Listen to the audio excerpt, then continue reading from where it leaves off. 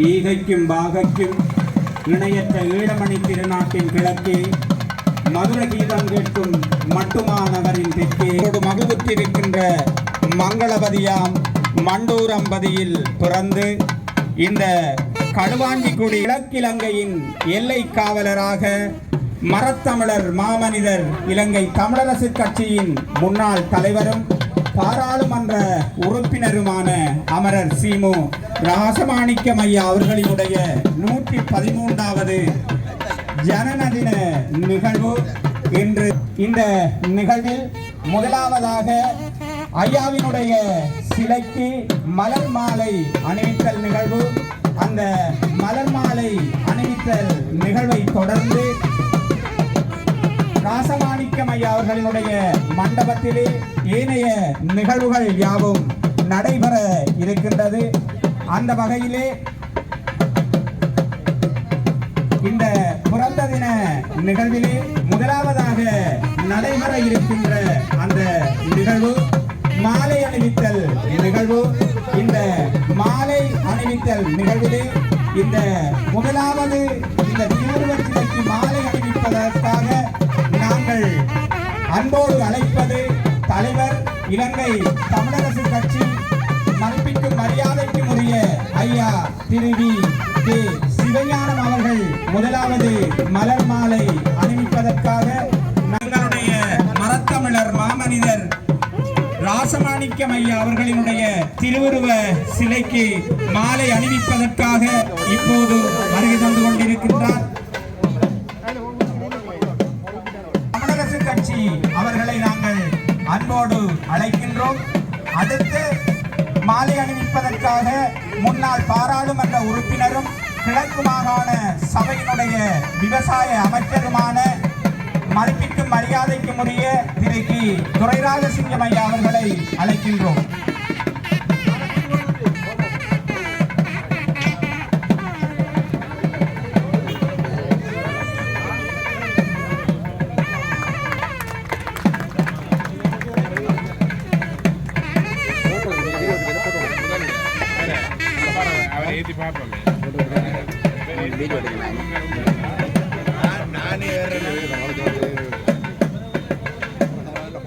அடுத்த மாலை அணிவிப்பதற்காக எங்களுடைய தமிழரசு கட்சியினுடைய பொதுச் செயலாளர் ஜனாதிபதி சட்டத்தரணி திரு எம். ஏ. சுமந்திரன் ஐயா அவர்களை மாலை அணிவிப்பதற்காக அன்போடு அழைக்கிறோம். தொடர்ந்து முன்னாள் பாராளுமன்ற உறுப்பினரும் முன்னாள் இலங்கை தமிழரசு கட்சியினுடைய பொதுச் செயலாளரும் முன்னாள் மாகாண சபை விவசாய அமைச்சருமான ஐயா கி. துரைராஜசிங்கம் அவர்களை அழைக்கின்றோம். தொடர்ந்து மாலை அணிவிப்பதற்காக கௌரவ பாராளுமன்ற உறுப்பினர் மட்டக்களப்பு மாவட்டம் மட்டக்களப்பு கிளையினுடைய தமிழரசு கட்சியினுடைய கிளை தலைவர் கௌரவ ரா. சாணக்கியன் அவர்களை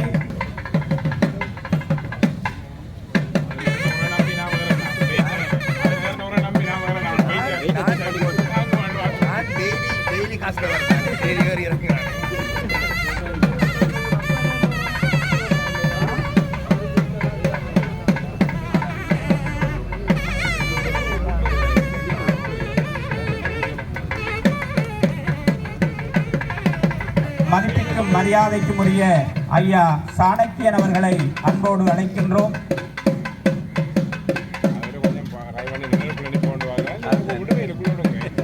தொடர்ந்து மாலை அணிவிப்பதற்காக பாராளுமன்ற உறுப்பினரும் மட்டக்களப்பு மாவட்டத்தினுடைய தமிழரசு கட்சியினுடைய செயலாளருமாகிய மதிப்பிற்கும் மரியாதைக்கும் உரிய ஐயா சிறுன்ற உறுப்பினர் கௌரவ மதிப்பிற்கும் மரியாதைக்கும் உரிய கவீந்திரன் கோடீஸ்வரன் ஐயா அவர்களை அன்போடு அழைக்கின்றோம். தொடர்ந்து வன்னி மாவட்ட பாராளுமன்ற உறுப்பினர் கௌரவ வைத்தியர் பானா சத்தியலிங்கம் ஐயா அவர்களை அன்போடு அழைக்கின்றோம்.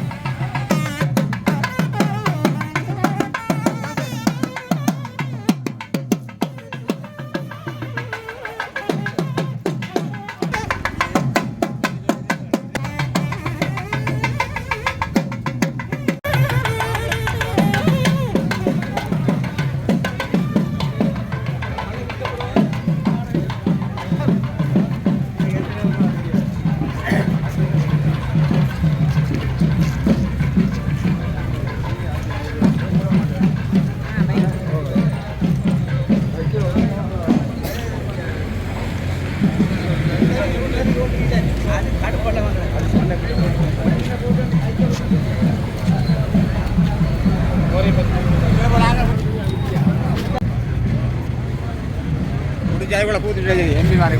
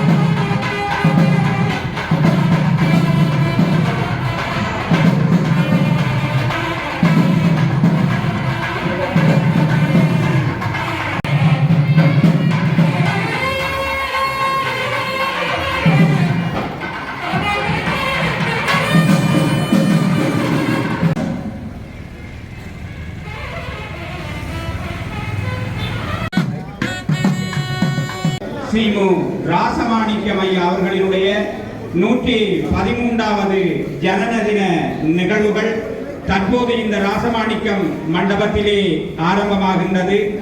இந்த நிகழ்விலே முதலாவது நிகழ்வாக மங்கள விளக்கேற்றுதல். இந்த மங்கள விளக்கேற்றுதல் நிகழ்வுக்கு குருக்களையா அவர்களை அன்போடு ஏற்று மங்களச்சுடரினை ஏற்றுவதற்காக அருட்பணி ஆனா தேவலா மங்கள சுடரேற்றல் நிகழ்வுகள் நிறைவு பெறுகிறது. தொடர்ந்து இந்த சுடரினை ஏற்றுவதற்காக ஜனாதிபதி சட்டத்தரணி தமிழரசு கட்சியினுடைய பொதுச் செயலாளரை ஏற்றுவதற்காக மட்டக்களப்பு நாடாளுமன்ற உறுப்பினர், மட்டக்களப்பு மாவட்ட தமிழரசு கட்சியாக மட்டக்களப்பு மாவட்ட நாடாளுமன்ற உறுப்பினர், மட்டக்களப்பு மாவட்ட கிளை தலைவர், மதிப்பு நாடாளுமன்ற உறுப்பினர், கௌரவ வைத்தியர் பானா சத்தியலிங்கம் ஐயா அவர்களை அன்போடு அழைக்கின்றோம். மட்டக்களப்பு மாவட்டம் கௌரவ வைத்தியர் இளையதம்பி ஸ்ரீநாத் அன்போடு அழைக்கின்றோம். தொடர்ந்து இலங்கை தமிழரசு கட்சியின் உறுப்பினர் திரு தானா கலேரசன் ஐயா அவர்களை அன்போடு அழைக்கின்றோம். பற்றி பிரதேச சபை கௌரவ விமலநாதன் மணிமேனன் அவர்களை அன்போடு அழைக்கின்றோம். தொடர்ந்து சவிசாளர் மண்ணுரிமைக்கு பவுனதீவு பிரதேச சபையினுடைய தவிசாளர் கௌரவ தம்பிப்பிள்ளை கோபாலப்பிள்ளை அவர்களை அன்போடு அழைக்கின்றோம். தொடர்ந்து தவிசாளர் ஏறாவூர்பட்டு செங்கரடி கல்வி வாழைச்சேரி கௌரவ சுந்தரிங்கம் முன்னாள் தவிசாளர் திரு கானா சோபன சபை தலைவர். தொடர்ந்து மட்டக்களப்பு தொகுதி கிளை சார்பாக திரு ராணா சுகுமாரன் ஐயா அவர்களை ஏற்றி வைக்குமாறு கொள்கின்றோம்.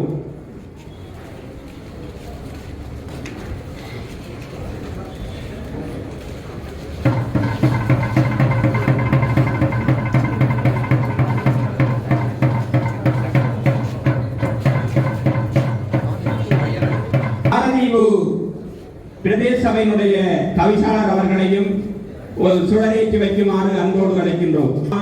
அன்போடு கேட்டுக் கொள்கின்றோம்.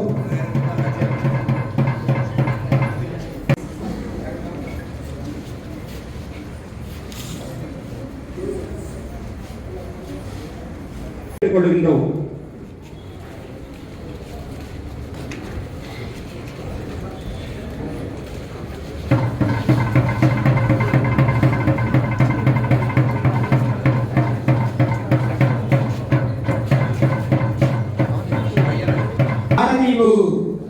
பிரதேச சபையினுடைய தவிசாளர் அவர்களையும் ஒரு சுடரேற்றி வைக்குமாறு அன்போடு அழைக்கின்றோம். அன்போடு கேட்டுக் கொள்கின்றோம்.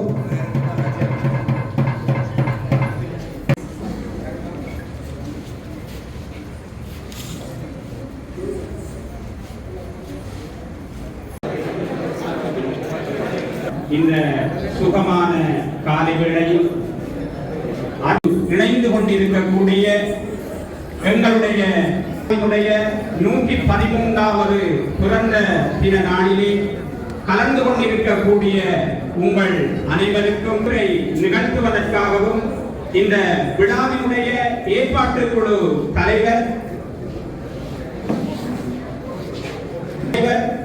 மதிப்பிற்குரிய நேசதுரை ஐயா அவர்களை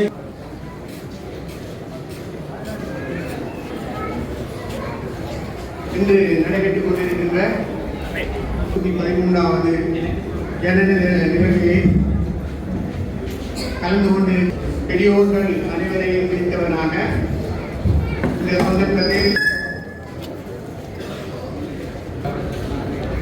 இந்த சந்தர்ப்பத்தில் வரவேற்புரை முக்கியமாக இந்த வரவேற்புரையை அமரர் சீமூர் நிகழ்வை சிறப்பாக கொண்டாடுவதற்காக தலைவரும் வடமாகாண சபை முதல்வருமான சார்பாக அன்பாக நிறைவேற்றுகிறோம். அங்கே கலந்து கொண்டிருக்கின்ற ஜனாதிபதி தமிழரசு கட்சியினுடைய பொதுச் செயலாளர்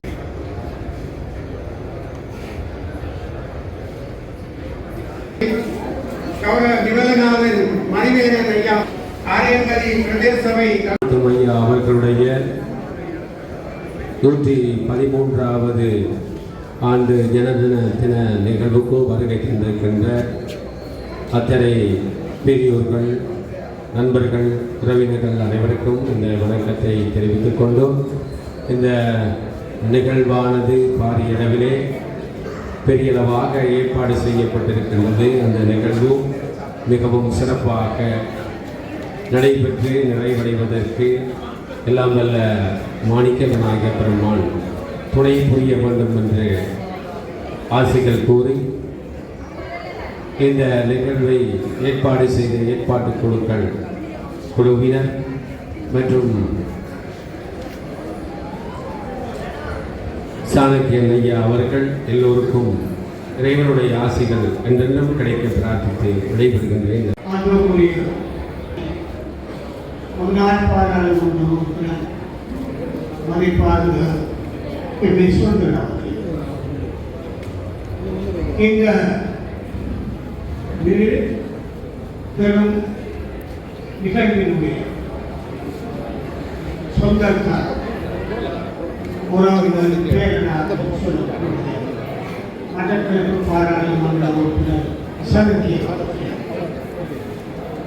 எங்களுடைய கட்சியினுடைய கிழக்கிழங்கையினுடைய இன்று வாழ்ந்து கொண்டிருக்கக்கூடிய மிக மூத்த தலைவர்கள் ஒருவாரார் முன்னாள் பாராளுமன்ற உறுப்பினர் துணை ராஜேந்திரன் அவர்கள், எங்களுடைய மட்டக்களப்பு பாராளுமன்ற உறுப்பினர்களாக மதிப்புக்குரிய ஸ்ரீனிஸ்ட் அவர்கள், டாக்டர் ஸ்ரீநாத் அவர்கள், எங்களுடைய வடக்கில் பாராளுமன்ற உறுப்பினர் டாக்டர் சத்யலிங்கம் அவர்கள், இங்கே இருக்கக்கூடிய முன்னாள் மாநகர சபை முதல்வர் அவர்கள், ஏனென்றால் என்னுடைய வாழ்க்கையில் ஒரு முக்கிய பங்கு மட்டக்களப்பு மாநகர சபைக்கு உண்டு.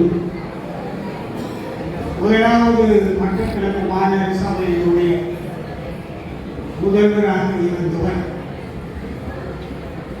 சொல்லின் செல்வன் ராஜகிரி அவர். அவருடைய காலத்திலே மட்டக்களப்பு மாநகர சபையினுடைய முதலாவது கணக்காளராக இருந்தவர். அது ஒரு பெருமை இருக்கிறது. அந்த டிசம்பர் மாதம் 18ஆம் தேதி தமிழரசு கட்சியை ஆரம்ப போட்டி அந்த தேர்தலிலே கிழக்கிலே இருந்து திருகோணமலையில் இருந்து அமரர் என்ஆர் ராசவரோடியம் அவர்கள், வடக்கிலே இருந்து கோப்பாயில் இருந்து மணிசிங்கம் அவர்கள் தெரிவித்த வரலாறு. ஆனால் எங்களுடைய இந்த விழாவினுடைய பெரிய தலைவர் வரலாற்று வழிகாட்டி ராசமாணிக்கம் அவர்கள் அந்த தேர்தலில் சுயேட்சையாக சரியாக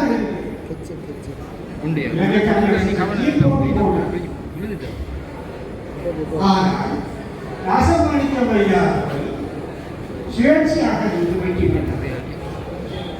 அது எங்களுக்கு ஆனால் 56 எங்களோடு சேர்ந்தது. இந்த இருவர் இங்கே நான் பார்க்கின்ற பொழுது மட்டக்களப்பு மற்றும் அம்பாறை மாவட்டத்தை சார்ந்த பல உள்ளூராட்சி மன்ற தலைவர்கள் இருக்கிறார்கள். அவர்களையும் வணக்கம். அவர்களுக்கு என்னுடைய வாழ்த்துக்களையும் தெரிவிக்கிறேன். இங்கே இருக்கக்கூடிய அத்தனை தமிழரசு நல்லெஞ்சம் மக்களின் நல்லெஞ்சங்களுக்கு என்னுடைய பணிவான வணக்கத்தை தெரிவித்துக் கொள்ள விரும்புகிறேன். நான்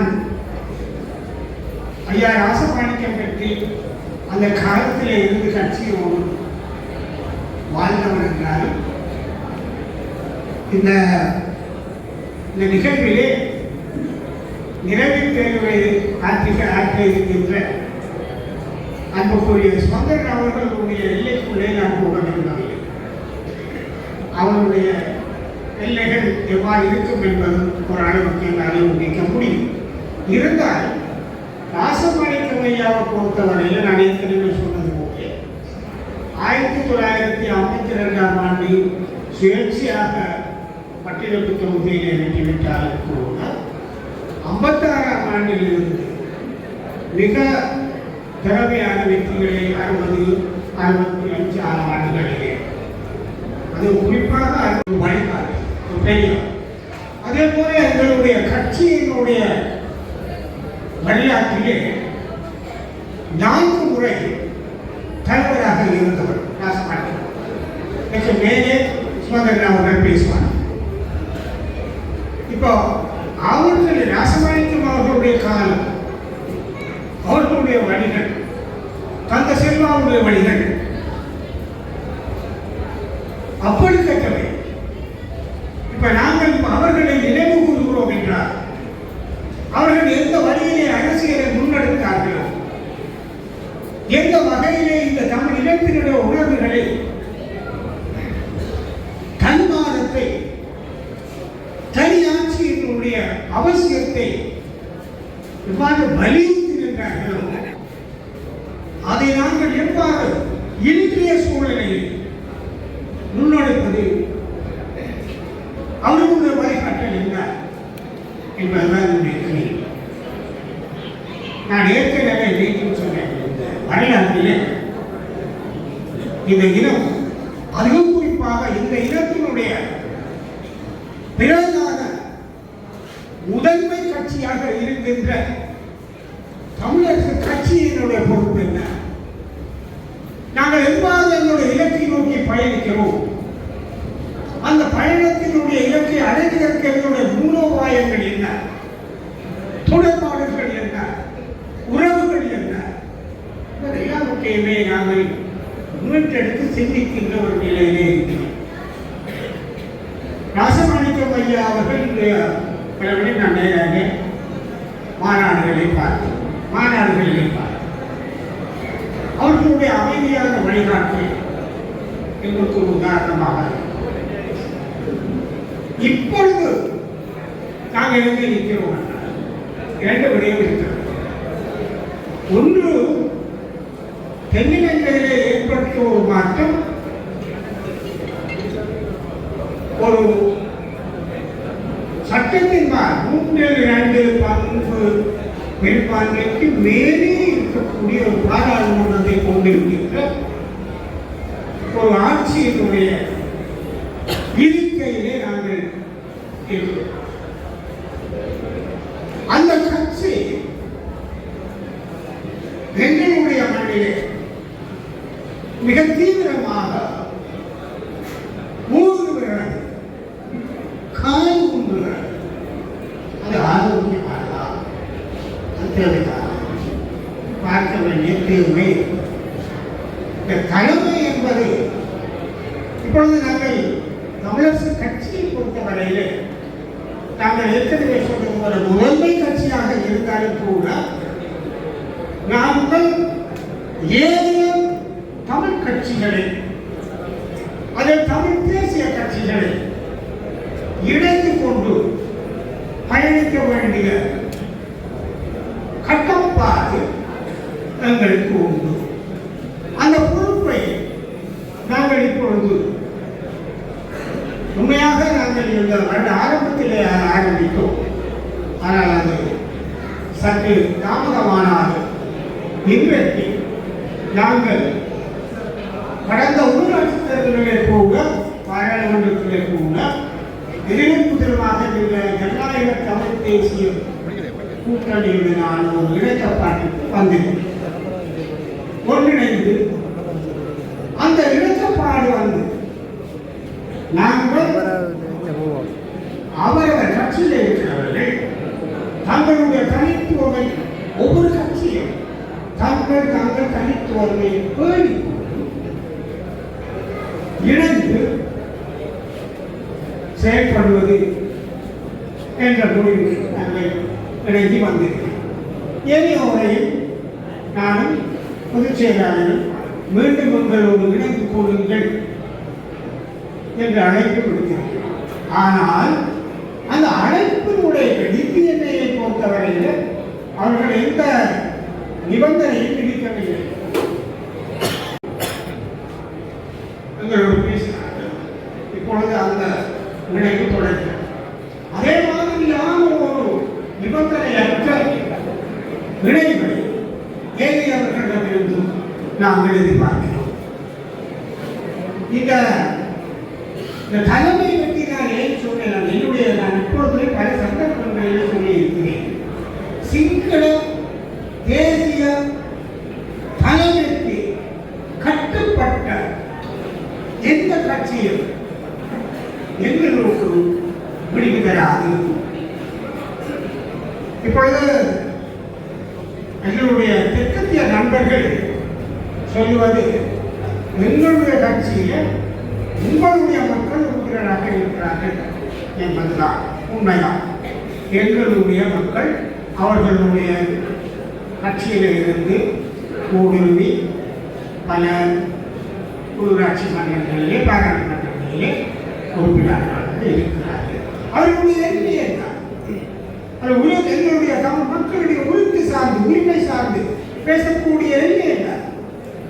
சில தலைமைக்கு மேலே ஒரு சிங்கள தலைமைக்குள்ள கட்டுப்பாட்டுக்கு மேலே அவர்களால் செல்ல முடியாது. அவர்கள் எங்களுடைய இப்ப மிக நெருக்கடியாக நாங்கள் நேற்று பேசிய கிலோயா திட்டமாக இருந்தாலும் இங்கே இருக்கக்கூடிய எங்களுடைய மாணவர்கள் வேட்டத்தடை பிரச்சனையாக இருந்தாலும் சரி, கையெழுத்து விகார பிரச்சனையாக இருந்தாலும் சரி, எந்த ஒரு பிரச்சனையும் எங்களுடைய மக்கள் அவர்களுக்கு பின்னாலே கூட அவர்களை ஆதரிக்கின்ற நிலை இவர்களுடைய மட்டுப்பாட்டை பார்க்கிறது. நாங்கள் எங்கள் உரிமை சார்ந்து மிக துணிகரமாக சுயாதீனமாக பேசக்கூடிய ஆற்றல் உள்ளூராட்சி மன்றங்களுக்கு உண்டு, பாராளுமன்ற உறுப்பினர்களுக்கு உண்டு. ஆனால் இந்த NPP என்று சொல்லக்கூடிய தேசிய மக்கள் சக்தி உறுப்பினர்கள் அவர்கள் தமிழர்கள் எல்லாரும் கூட அடிப்படை பிரச்சனைகளை பேசக்கூடியவர்கள் அல்ல. ஆகவே அவர்களுடைய பிரசன்னம் அவர்கள் எங்களை பிரதிநிதித்துவப்படுத்துகின்ற தன்மை எங்களுக்கு விடுவித்தராது என்ற ஒரு கருத்தை நான் ஐயா ராசமாணிக்கம் அவர்கள் ஏற்கனவே சொன்னேன். அவர் சுயேட்சையாக தான் முதலில் பின்னாலே அவர் ஐக்கிய தேசிய கட்சியோட ஒரு ஆதரவு நிலையில் இருந்தும் 1954ஆம் ஆண்டு ஐக்கிய தேசிய கட்சி எப்பொழுது சிங்களம் மட்டும் கேரளியிலே கொண்டு வந்ததோ அன்போடு வெளியே வந்த ஒரு பெரிய தமிழ் உணர்வாளன், பெரிய மகான், எங்களுடைய வழிகாட்டி, எங்களுடைய தலைவர், அவருடைய நிகழ்வில் நான் ஏற்கனவே சொன்னது போல இதுக்கு மேலே போனால் நான் சொந்தக்கு அவர்களுடைய இலைகளை கொண்டே போய்விடுவேன் என்று அதை நான் வழக்கு செய்தேன். இந்த வழக்கு கிழக்கை தக்க செய்தால் மிகவும் விரும்பி இணைப்பதற்கு அந்த காலத்திலே உழைத்தவர்கள் சொல்லில் செல்வ ராஜுகளும் ஐயா ராசமாணிக்கம் மசூர் மௌலானா அவர்கள் போன்றவர்கள், என்ஆர் ராசவர்மன் போன்றவர்கள் மிகப்பெரிய பணியாற்றினார்கள். வழக்குக்கு இலக்கம் இணைந்தால்தான் இந்த ஆண்டிலே தமிழ் மக்கள் மிக மரியாதையும் கௌரவத்தும் தன்னைத்தானே ஆளுகின்ற அதிகாரத்தோடு வாழ முடியும் என்ற உண்மையை எங்களுக்கெல்லாம் சொல்லி அறிவுறுத்தி அரசியல் வழிகாட்டியாக இருந்தவர்களிலே ஐயா ராசமாணிக்கம் ஒருவர் மிக முக்கியமானவர்கள். அவருடைய நிலைக்கு என்னை இந்த கட்சியினுடைய வேர்களாக என்று உழைத்துக் கொண்டிருக்கின்ற இந்த சபையிலே இருக்கின்ற அன்பர்களே, இந்த விழாவிலே நினைவு பேருரை ஆற்ற வந்திருக்கின்ற எங்கள் தமிழர் கட்சியினுடைய பொதுச் செயலாளர் ஜனாதிபதி சட்டத்திரணி நண்பர் சுமந்திரன் அவர்களே, மட்டக்களப்பு பாராளுமன்ற உறுப்பினர்கள் தம்பி சாணக்கியன் அவர்களே, தம்பி ஸ்ரீநாத் அவர்களே, வன்னி மாவட்ட நாடாளுமன்ற உறுப்பினர் நண்பர் சத்தியலிங்கம் அவர்களே, உள்ளூராட்சி மன்றங்களின் தலைவர்களே, உறுப்பினர்களே, ஏனைய அன்பர்களே, உங்கள் அனைவருக்கும் எனது அன்பான வணக்கம். நான் என்னுடைய வணக்கம் செலுத்துதலிலே எங்களுடைய கட்சியின் வேர்களாக இருந்து கட்சியின் எந்தவித வாய்ப்புகளையும் எதிர்பார்க்காமல் உழைத்துக் கொண்டிருக்கின்ற அன்பர்களுக்கு இரண்டாவதாக வணங்குகின்றேன். ஏனென்றால் அவர்கள்தான் எங்களுடைய பலம். இலங்கை தமிழரசு கட்சி என்கின்ற விருட்சத்தினுடைய வேர்களாக எந்த விதமான வாய்ப்புகளையும் எதிர்பார்க்காமல் இருக்கின்ற அவர்களால் தான் எங்களுடைய கட்சி இன்று வரை நிலைத்திருக்கின்றது என்ற விடயத்தை எல்லோரும் எங்களுடைய மனதிலே கொண்டு அவர்களுடைய அந்த பணிக்கு நன்றி கூறுகின்ற அடிப்படையிலே தான் அந்த வழக்கம் அமைகிறது. எனக்கு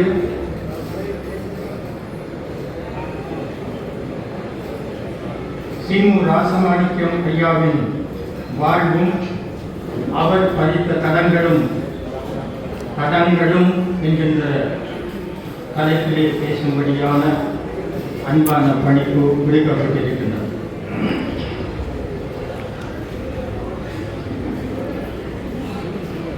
படுகாமம் உடையார் பரம்பரையிலே வந்த சின்னப்பூ அவர்கள் மண்டூர் கோடியாரின் மகள் சின்னப்பிள்ளை அவர்களும் மங்களம் என்கின்ற மனைமாட்சியிலே கலந்து அவர்களுடைய நன்கலமாக ஒரு குழந்தை அவதரிக்கின்றார். அந்த குழந்தை அந்த குடும்பத்தில் மூத்தவன் என்பதனால் மூத்த தம்பி என்று பிறந்த அன்றிலிருந்தே அழைக்கப்படுகின்றார். எனவே அவருக்கு பதிவு வைக்கின்ற பொழுது சின்னப்பூ மூத்த தம்பி ராசமாணிக்கம் என்று பெயரிடுகிறார். அதுதான் சி மு ராசமாணிக்கம். தங்களுடைய பரம்பரையை அப்படியே படம் பிடித்து காட்டுகின்ற பெயராக பிறந்த குழந்தை, வளமான குடும்பத்திலே இருந்த குழந்தை, அந்த ஊரிலே இருந்த ராமகிருஷ்ண மிஷனிலே தன்னுடைய ஆரம்ப பாடல் கல்வியை பயிர்கின்றது. இடைநிலை கல்வியை கல்முனை வெஸ்லி கல்லூரியிலே பயிர்கின்றது. உயர்தர கல்வியை யாழ்ப்பாண மத்திய கல்லூரியிலே பயின்று அங்கிருந்து பல்கலைக்கழகத்துக்கு தெரிவாகி பல்கலைக்கழகத்திலே பொருளாதார துறையிலே இளம் கலைமானி பட்டத்தோடு அவர் வெளிவருகின்றார். அதற்கு பிறகு தொடர்ந்து படிக்கின்றார். London matriculation பரீட்சையிலே தேர்கின்றார். இன்னும் படிக்கின்றார். லண்டன் விஞ்ஞான இளமானி என்கின்ற டிஎஸ்சி பட்டத்தையும் பெற்றுக்கொள்ளுகின்றார். அதற்கு பிறகு பணிக்கு வருகின்றார். ஆரம்பத்திலே கூட்டுறவுத்துறையிலே உதவி பணிப்பாளராக பணியாற்றி கொண்டிருந்த வேளையிலே தான் இலங்கையிலே சோல்படி அரசியல் அமைப்பின் அடிப்படையிலே நடைபெற்ற முதலாவது பாராளுமன்ற தேர்தலிலே 1947 சீமு ராசமாணிக்கம் அவர்கள் பட்டிருப்பு தொகுதியிலே போட்டியிடுகின்றார்.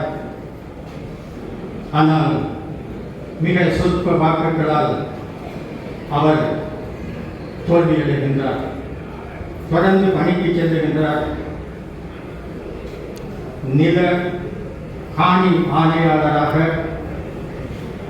அம்பாந்தோட்டையிலும் மதுரையிலும் அவருடைய பணிகள் தொடர்கின்றன.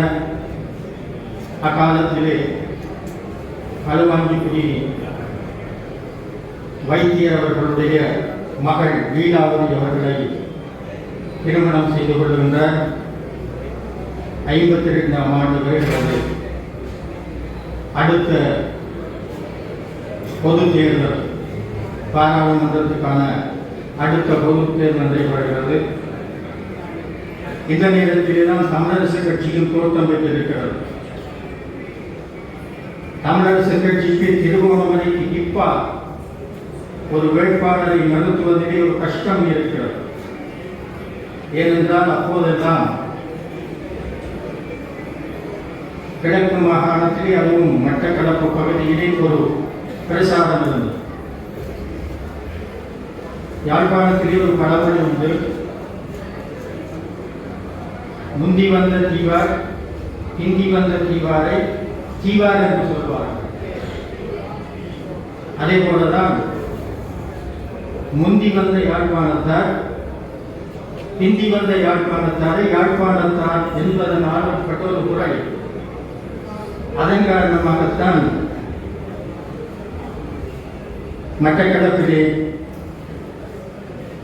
யாழ்ப்பாண கட்சி, யாழ்ப்பாணத்தாருடைய ஆதிக்கம், அதன் காரணமாக அதிலே கலந்து கொள்ள முடியாது என்கின்ற ஒரு நிலைமை இருந்தது. இது யதார்த்தம். எனவேதான் 52ஆம் ஆண்டு கல்குடாவிலும் மட்டக்களப்பிலும் பட்டிருப்பிலும் தமிழரசு கட்சியின் மூலம் ஒரு வேட்பாளரை நிறுத்த முடியாத நிலைமை ஏற்பட்டது.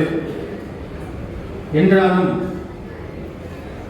அந்த விடயங்கள் அப்பொழுது தமிழ் மக்களுக்கு தமிழரசு கட்சி என்ற ஒரு கட்சி இருக்கிறது, தமிழர் நலம் தொடர்பாக அதை உழைக்க முன்வருகின்றது, அதற்கு நாமும் கை கொடுக்க வேண்டும் என்ற கருத்து மட்டும் இருந்தது.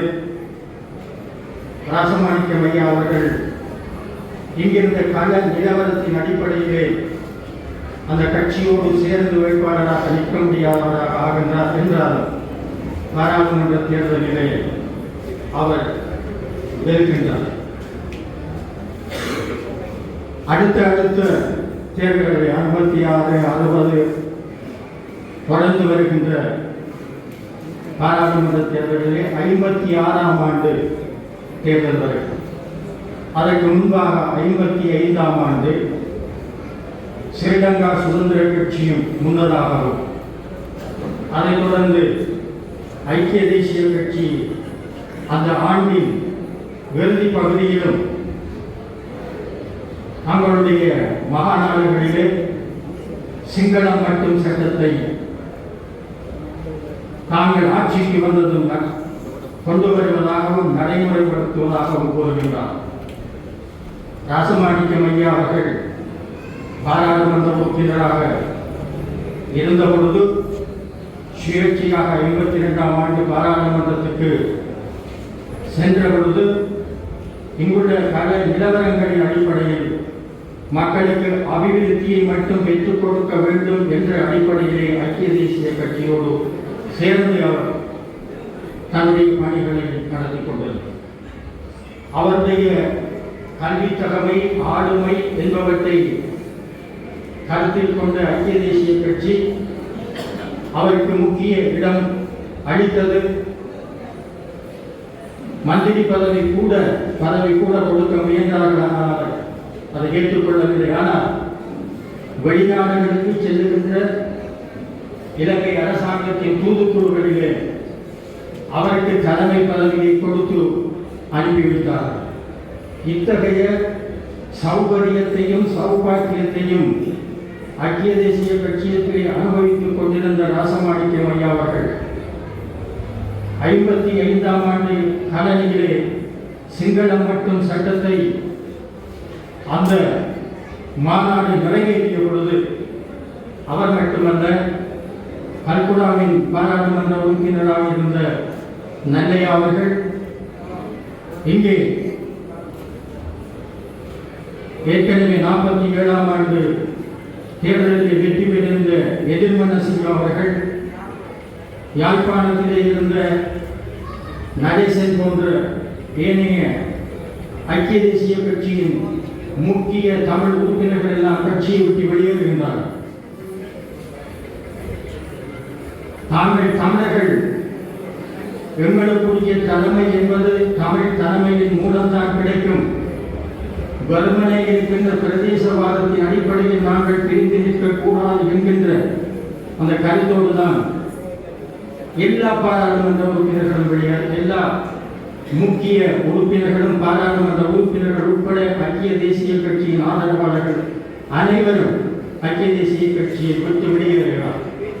அவர்களுக்கு இருந்த ஒரே கதி தமிழரசு கட்சி தான். தமிழரசு கட்சியும் தமிழரசு கட்சி முன்வைத்திருக்கின்ற சமஷ்டி கொள்கையும் அதனை முன்னெடுத்து செல்லுகின்ற தந்தை செல்வாவினுடைய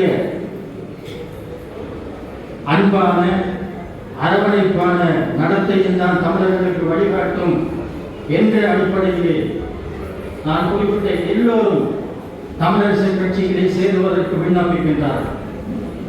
வடக்கு மாகாணத்திலே சொல்லப்பட்டது, நீங்கள் இப்பொழுது உங்களுடைய தனித்துவத்தின் அடிப்படையிலே தேர்தலிலே போட்டி போடுங்கள், அதற்கு பிறகு நாங்கள் உங்களை சேர்த்துக் கொள்வது தொடர்.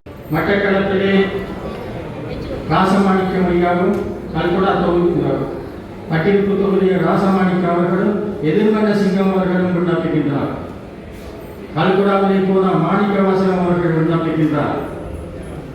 இவர்களிலே யாரை பட்டிருப்பு தொகுதியிலே யாரை தெரிவு செய்வது என்பது தமிழரசு கட்சியினுடைய ஒரு பிரச்சனையாக இருக்கிறார். தந்தை செல்வா அவர்கள் ஏற்கனவே ராசமாணிக்கம் அவர்களுடைய ஆளுமையை பற்றி நுணுக்கமாக பார்த்திருந்தார். எனவே அவரை சேர்க்க வேண்டும் என்பது தொடர்பிலே அவர் வேறு ஆட்கள் மூலமும் அவரோடு தொடர்பும் வைத்துக் கொண்டிருந்தார். என்றாலும் 2 விண்ணப்பங்கள் வந்த பொழுது இருவரையும் ஆலோசித்துவிட்டு வருமாறு கூறினார்கள். ஆலோசனை பின்பு முதலாக சிமு ராசமாணிக்கம் அவர்கள் தான் சென்றார்கள். அதனால் அவருக்குத்தான் தமிழரசு கட்சி ஆசனம் வழங்கியது. மட்டக்களப்பிலே ராஜதுரை அவர்களுக்கும் கல்குடாவுடைய மாணிக்கவாசகம் அவர்களுக்கும் ஆசனங்கள் வழங்கப்பட்டன. வேட்பாளர்களாக நிறுத்தப்பட்டார்கள். 56ஆம் ஆண்டின் மொழி சட்டம் வந்ததற்கு பிறகும் கூட நம்முடைய மக்கள் மத்தியிலே அந்த உணர்வு அலைகள் உச்செல்ல முடியாத அளவுக்கு பட்டிருப்பிலே இருந்த சமூகம் தொடர்பான பார்வை இருந்ததன் காரணமாக ராசமாணிக்கம் அவர்கள் 56ஆம் ஆண்டு தேர்தலிலே மிக சொற்ப வாக்கு வித்தியாசத்திலே தோல்வியடைய வேண்டிய ஒரு நிலைமை ஏற்பட்டது. இருந்தாலும் அவர் கட்சிக்காக உழைத்தார். 58 வவுனியாவிலே நடந்த தமிழரசு கட்சிக்கான இங்கிருந்து தொண்டர்களை நான் அழைத்து செல்லுகின்ற பணியிலே மாணிக்கவாசகம், ராஜதுரை, ராசமாணிக்கம் உள்ளிட்ட மூவரும் மிக கவனமாக வேலை செய்தார். மக்களை வழிநடத்துகின்ற பொழுது ஆபத்துக்களை எதிர்நோக்கி ஆபத்துக்களிலே மக்களை கொண்டு வீழ்த்தாத விதத்திலே எங்களுடைய பயணம் செல்ல வேண்டும் என்பதனை 1949 டிசம்பர் 18 தமிழரசு கட்சியை முதலாவது உரையை தலைமை உரையை சொன்ன தந்தை செல்வா அவர்கள் சொல்லியிருக்கிறார். எங்களுக்கு மண் முக்கியம், மக்கள் முக்கியம். அவரை போராட்டங்கள் நடத்துகின்ற பொழுது மக்கள் தொடர்பான விழிப்புணர்வு வேண்டும். இந்த அடிப்படையிலே தான் வவுனியா மாநாட்டுக்காக மட்டக்களப்பிலே இருந்து கல்குடா, மட்டக்களப்பு, பட்டிருப்பு ஆகிய 3 தொகுதிகளில் இருந்து மக்கள் திரட்டப்பட்டுக் கொண்டு மட்டக்களப்பு புகையிரத நிலையத்திலே இருந்த பொழுது அப்பொழுது புகையிரத நிலையத்தினுடைய பொறுப்பு அதிகாரி ஸ்டேஷன் மாஸ்டர் எல்லாம் தமிழாக இருந்தவர்கள் கொல்லநடவடியிலே இந்த தமிழர்களை மறைத்து அழிப்பதற்கான திட்டங்கள் தீட்டப்பட்டுக் கொண்டிருந்தது. எனவே அந்த ஸ்டேஷன் மாஸ்டருடைய செய்திகள் எங்களுடைய இந்த தலைவர்களுக்கு கிடைத்தது.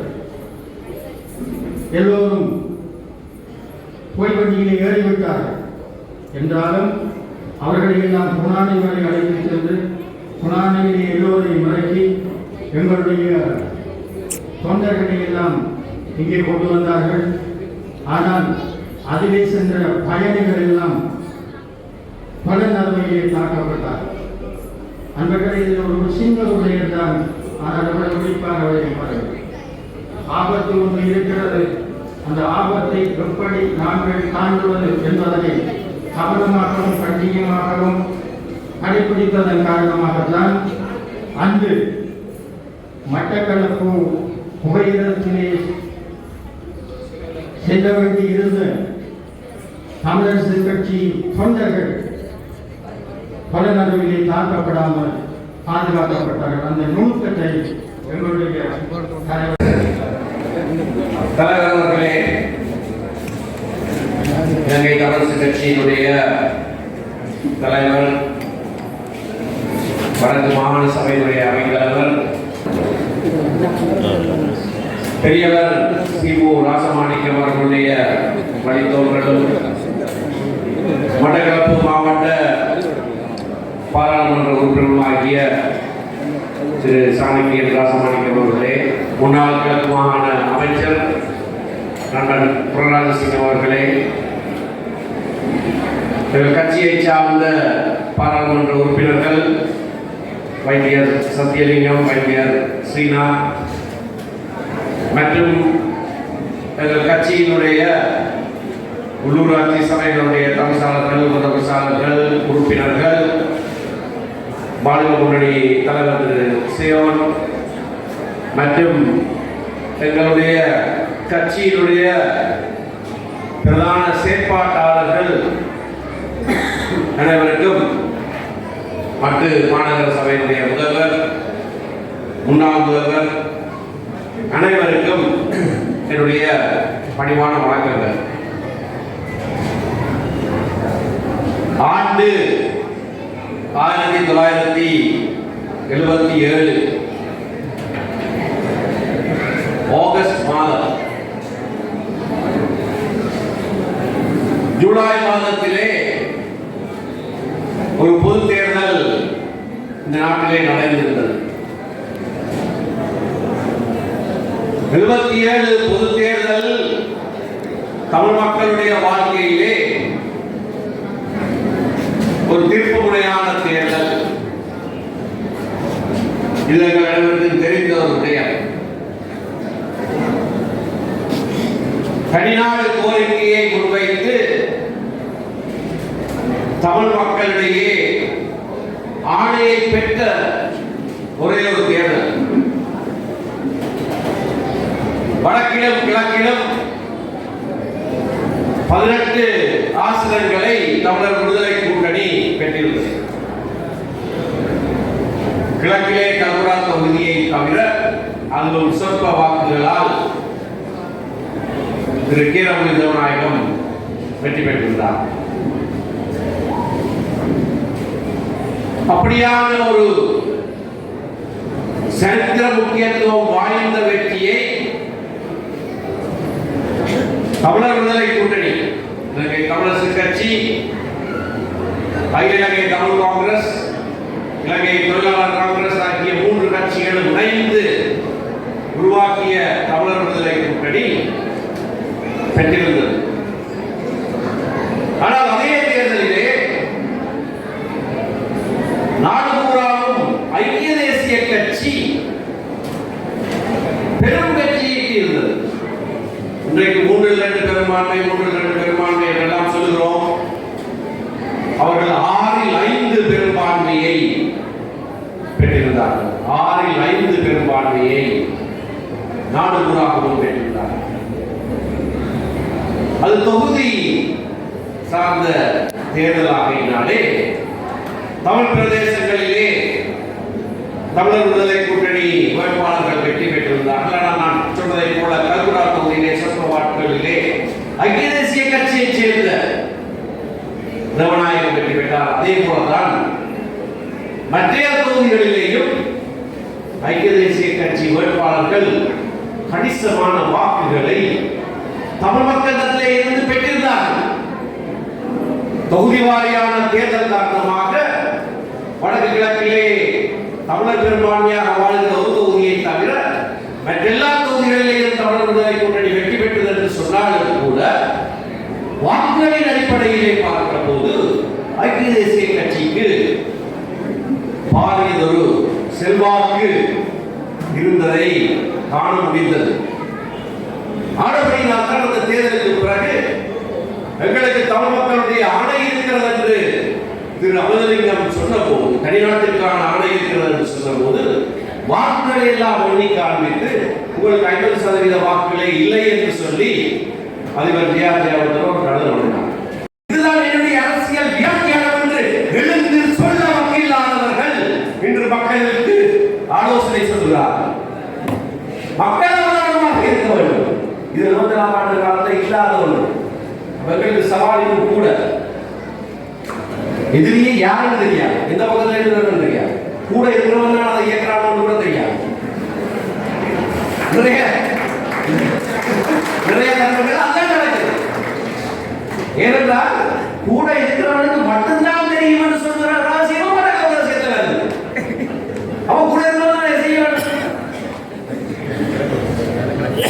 அப்படியான ஒரு காலம் இருக்கா. ஆனால் மக்கள் கவனமாக இருக்க வேண்டும், மக்கள் அவதானமாக இருக்க வேண்டும். இந்த அரசாங்கத்தோடு நாங்கள் கைக்கொள்ளுகிற அணுகுமுறை வச்சால் குடுப்பி சிறஞ்சா மொட்டை இருக்க போவதில்லை. ஒரு உதாரணம் பிரயோஜனமும் இல்லை. ஆனால் நான் வெளிநடப்பு செய்து இதை ஒரு நாடகமாக ஆக்க நான் விரும்பவில்லை. நாளையிலிருந்து நாங்கள் வரமாட்டோம். அரசியல் நிர்ணய சபை பேச்சுக்களை வாசித்து பார்த்தால் தெரியும். நாளையிலிருந்து நாங்கள் வரமாட்டோம். அங்கே 3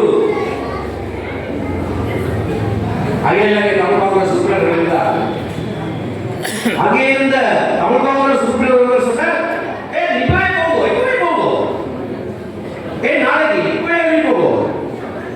நீ வர வேண்டாம் என்று தமிழ் காங்கிரஸ் உறுப்பினர்கள் சொல்வதற்கு பதிலே இருக்கிறது. இறுதியாக தகவலிங்கம் அவர்கள் முன்மொழிகிற போது அதுக்கு அடுத்ததாக பேசிய பட்டுக்கோட்டை உறுப்பினர் தியாகராஜா அகில தமிழ் காங்கிரஸை சேர்ந்தவர், அவர் சொன்னது சமஷ்டி என்பது ஒரு நாட்டுக்கு கேடானது, குறிப்பாக தமிழ் மக்களுக்கு கேடானது. எங்களுடைய தலைவர் ஜிஜி பொன்னம்பலம் இன்றைக்கு அவையிலே இல்லை. இருந்திருந்தால் என்னை விட தரமாக இதனை சொல்லி இருப்பார். இருந்திருந்தால் என்னை விட தரமாக சமஷ்டி கேடானது என்பதை சொல்லியிருப்பார் ஜிஜி பொன்னம்பலம் என்று தியாகராஜா பேசியது பதிவிலே இருக்கிறது. சன்சோனி ஆணைக்குழு அறிக்கையை படிக்கிற போது எனக்கு சீட்டு வருது. என்னுடைய கட்சியை பெட்ரோல் பார்ட்டி தான் சொல்றோம், சமஷ்டி கட்சி தான் சொல்றோம், தமிழ் கட்சி நாங்கள் சொல்லி நாங்கள் தான் தமிழர் கட்சி, நாங்கள் தான் சமஷ்டி கட்சி, நாங்கள் தான் பெட்ரோல் பார்ட்டி. காலத்தின் கொடுமை.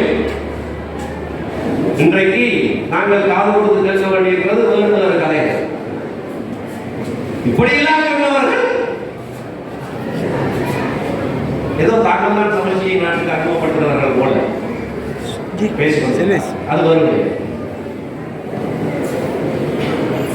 ஆகவே அப்படியான ஒரு காலகட்டத்திலே வந்து படிப்படியாக ஒவ்வொரு விடயத்தையும் சாதிக்க நினைக்க முடியாத போது 74ஆம் ஆண்டு தமிழர் கூட்டணி உருவாகி 76 கடந்து வருகிற போது 50க்கு சற்று கூடுதலாக எங்களுக்கு வாக்கு கிடைத்திருக்கிறது என்பதை காண்பிப்பதற்காக கல்குடா தொகுதியிலே சம்பந்தமூர்த்தி பெற்ற வாக்குகளை சேர்த்து, புத்தக மாவட்டத்திலே வைத்தியர் இலியாஸ் பெற்ற வாக்குகளையும் சேர்த்து, வேறு சில முஸ்லிம் தொகுதிகளிலே தமிழர் விடுதலை கூட்டணியை சார்ந்தவர்கள் தோல்வியுற்றவர்கள் பெற்ற வாக்குகளையும் சேர்த்து காண்பித்து 50க்கு சற்று கூடுதலாக நாங்கள் பெற்றிருக்கிறோம் என்று காட்டினார். நான் ஏன் இதையெல்லாம் சொல்லுகிறேன் என்றால், ஜூலை மாதத்திலே நடந்த தேர்தல் நான் ஆரம்பித்தது ஆகஸ்ட் மாதத்தில். ஆகஸ்ட் மாதத்திலே கொழும்பிலே ராமகிருஷ்ண மண்டபத்திலே ஒரு பெரிய விழா ஒன்று தமிழர் விடுதலை கூட்டணி நடந்தது.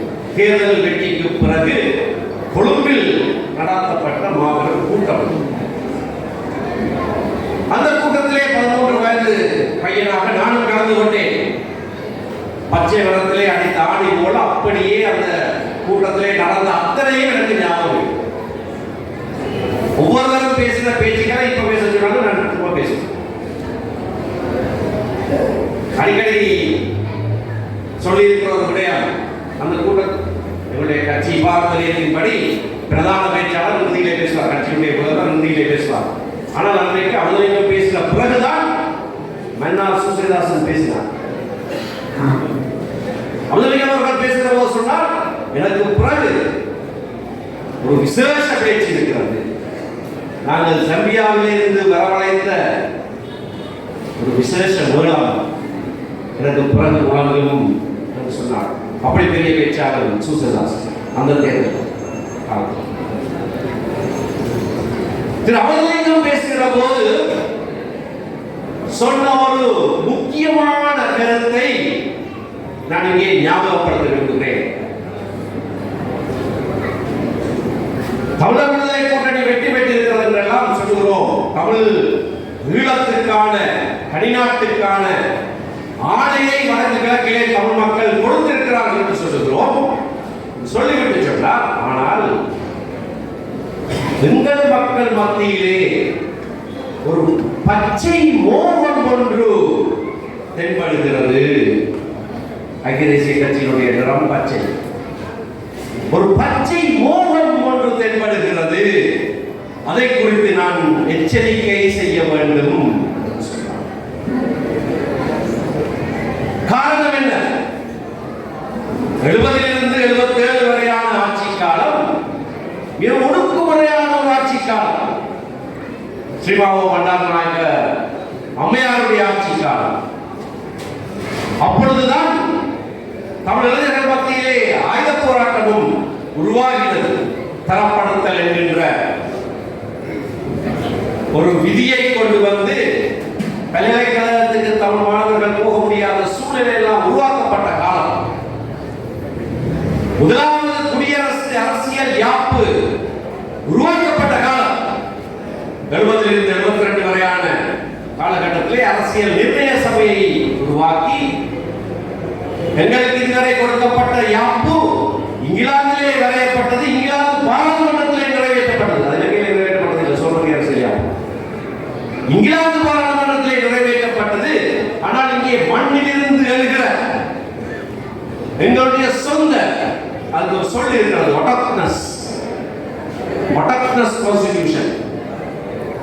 இந்த மண்ணிலே இருந்து உருவாகிற இந்த மண்ணுக்கே உரிய குடியரசு அரசியல் யாப்பு, இந்த குடிகளினுடைய யாப்பு, முதலாவது குடியரசு அரசியல் யாப்பு உருவாக்கப்பட்ட காலம்.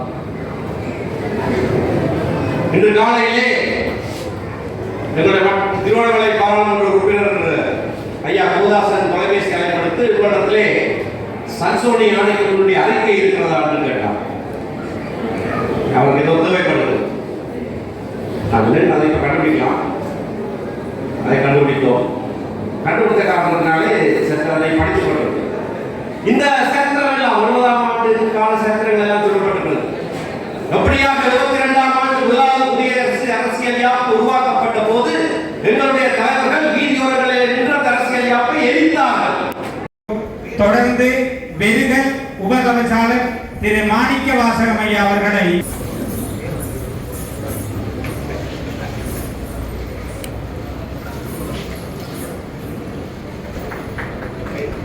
மாநகர சபை முதல்வர் எங்களுடைய இந்த பரிசுகளை வழங்கி வைத்த ஐயா அவர்களுக்கு தற்போது சர்வானந்தம் ஐயா அவர்கள்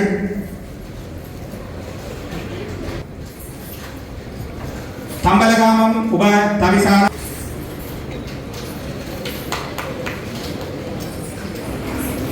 தொடர்ந்து வெதுகல் இந்த நேரத்திலே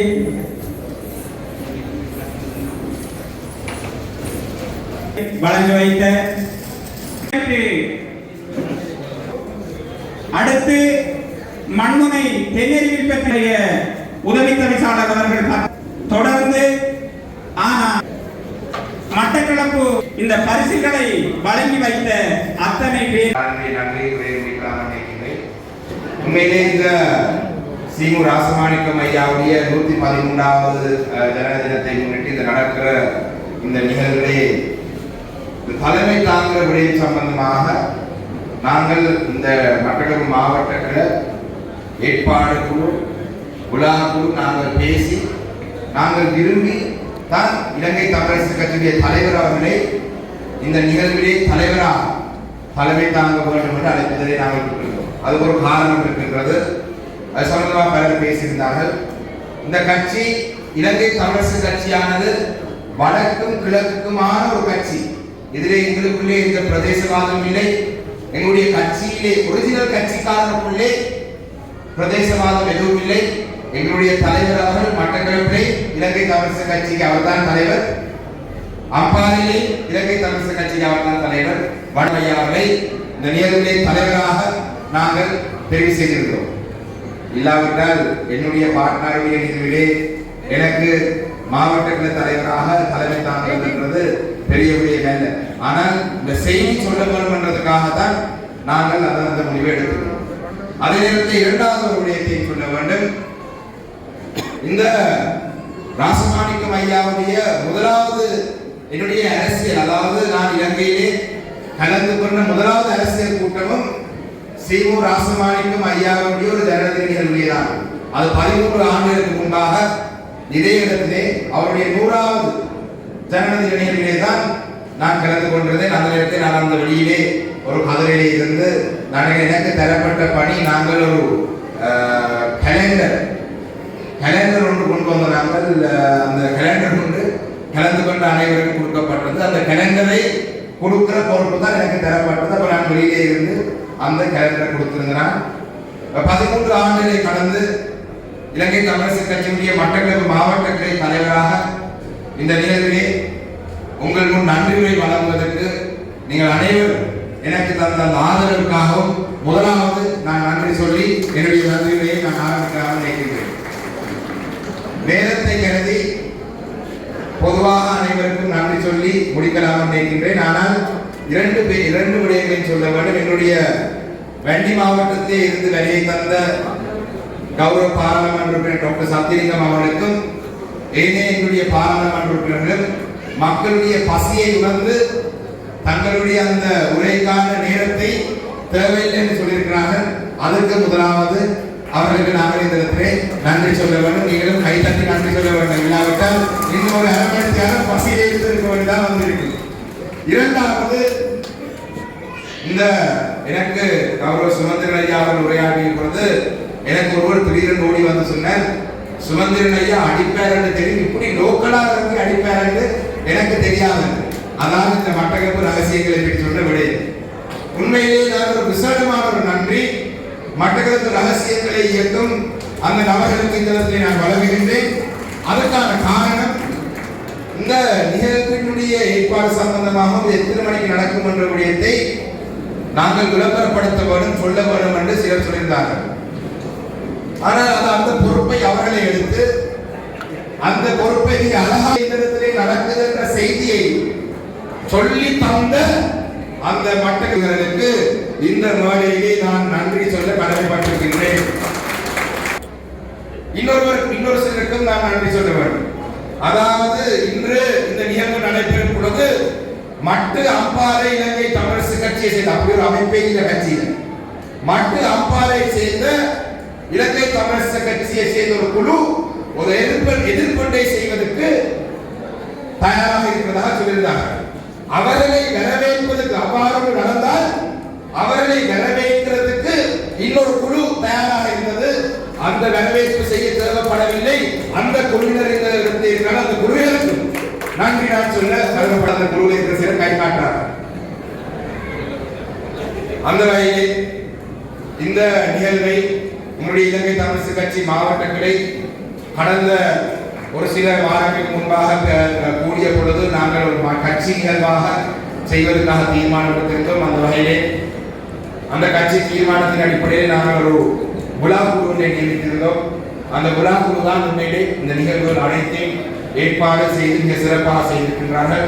அந்த வகையிலே இந்த விழா குழுவினருக்கும் அதே போலதான் இந்த களுவாஞ்சியை சேர்ந்த கழகங்கள் மன்றங்கள் உறுப்பினர்கள் பலர் இந்த ஏற்பாடுகள் செய்வதிலே சோடிக்கிற பொறுப்பை எடுத்து செய்தால் அவருக்கு இந்த இடத்தில் நன்றி சொல்ல வேண்டும்.